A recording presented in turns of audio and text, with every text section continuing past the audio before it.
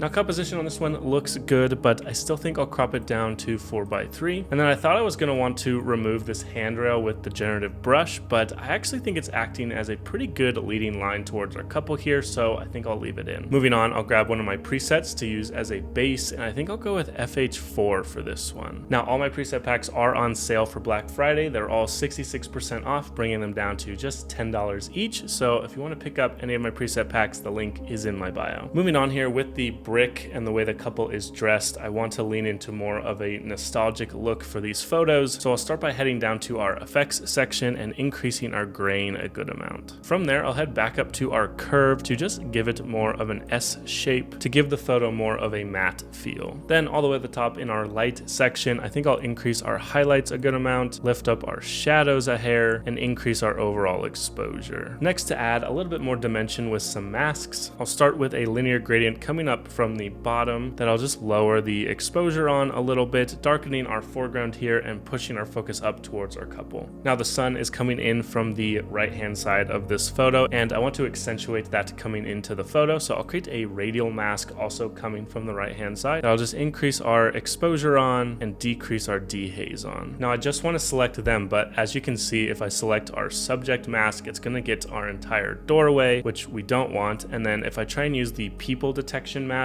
it will say no people found for some reason. But the easy workaround for when something like this happens is to just use the object selection brush, highlight your couple, and that should get them selected. Now that we have our couple separate from the rest of the photo, I think I'll just increase their exposure a little bit and lift up their shadows just a hair. And lastly, I think I'll just head into our color section, lift up our vibrance a little bit, and then head into our color mixer, grab our yellows, and push the hue a little bit more towards the orange side. And I think that'll do it for this one. So here's our before and our after.